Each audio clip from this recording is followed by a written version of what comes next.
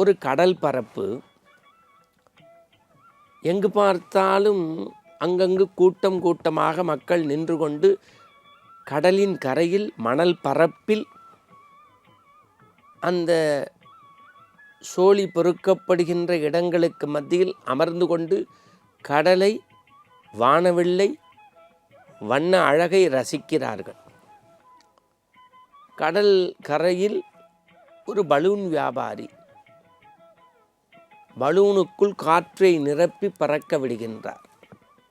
ஒரு பிஞ்சு குழந்தை பலூன் வியாபாரியின் கரம் பற்றி, அங்கிள், இந்த ஊதா பலூன் நல்லா பறக்குதே, வெள்ளை பலூன் பறக்குதே, சிவப்பு பலூன் பறக்குதே, மஞ்சள் பலூன் பறக்குதே, இதெல்லாம் கலர் கலராக இருக்குது பறக்குது, இந்த கருப்பு பலூன் பறக்காதில்ல, இந்த கருப்பு பலூன் பறக்காதில்ல. சிரித்து கொண்டே பலூன் வியாபாரி சொன்னார், இப்போது அந்த கருப்பு பலூனில் ஹீலியம்ங்கிற காற்றை நிரப்பி பறக்க விட்டார். ஊதாவை விட, வெள்ளையை விட, பச்சையை விட, மஞ்சளை விட கொஞ்சம் உயர பறந்தது கருப்பு.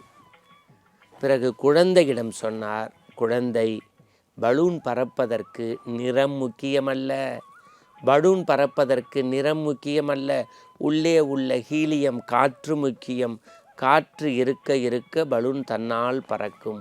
இப்போது புரிந்து கொள்ளுங்கள், இறைவனை நாம் உயர்ந்த இடத்தில் வைத்து ஆராதனை செய்வதற்கு ஹீலியம் என்கின்ற காற்றைப் போல இதயத்தில் நம்பிக்கை, பக்தி என்கின்ற காற்று உந்து சக்தியாக இருந்தால் போதும் என்று கதையை முடித்தார்.